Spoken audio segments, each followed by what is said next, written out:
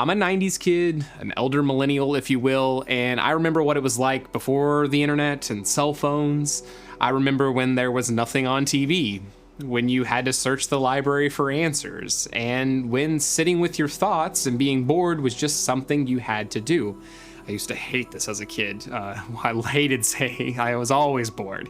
But now being bored has become my favorite pastime. When I decided to go all in on Bronson Creative, I knew it'd be lonely sometimes, even boring, and that I'd have to embrace that feeling.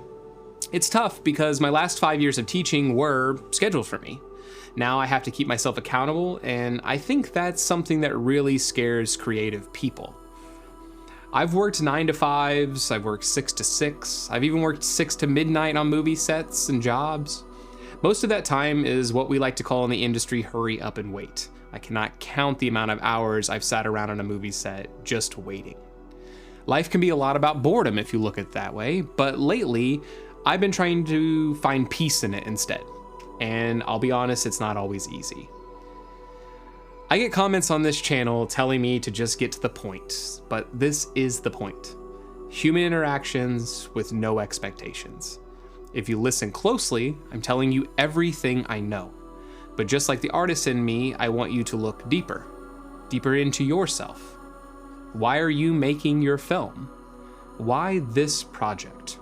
When I first started teaching, it was all about gear and being cinematic. As I've made more films, I'm not exactly sure what that means anymore, at least in terms of technique or equipment.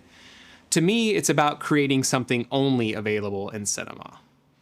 It's about tone and pacing. It's not about the camera, it's about the people behind it. One of my favorite films of the past few years is a film called 9 Days. And if you haven't seen it, the story basically takes place before we're born, and a man observes predestined lives of several souls before deciding who will be born. Will they do good or bad? The film captures memories on screen in one of the most captivating ways I've ever seen, a way that is only available in cinema. It's this visual array of light and sound, not a lot of dialogue, and the camera feels irrelevant.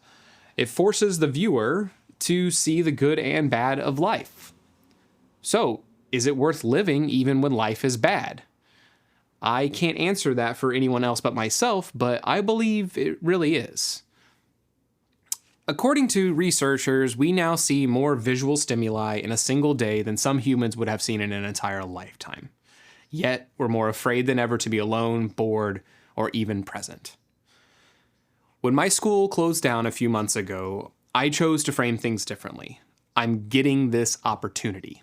So, I'm using all of my energy to create the reality I've always dreamed of.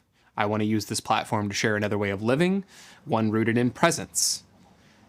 It will not be easy, I promise you, but with practice, I find a little bit of peace in boredom. So what can we do? For me, it was writing and meditation. I did both of those offline. I write mostly longhand in notebooks because it lets my mind wander, and I can write in over in the sides. I meditate to clear out the noise, and the negativity we see is only a fragment of that reality.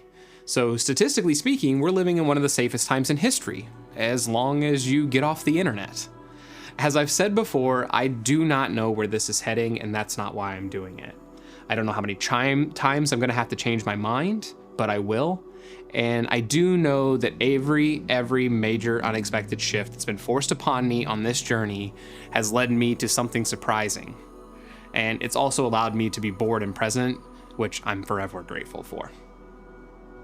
Thank you so much for stopping by my studio. My name is Jerry. I'm a filmmaker and educator. I've been teaching and making films for a very long time. I'm new to YouTube, but I'm not new to filmmaking. And if you liked this video and you'd like to learn more, you can check out some of the other philosophical wanderings that I do. I also have tutorials, and I show some of the behind the scenes of projects that I'm currently working on. So I hope you'll subscribe. I hope you'll share this with somebody, and I hope you'll drop a comment below to let me know what you're working on. I hope you have a beautiful day. Be kind to everyone, and we'll see you next time.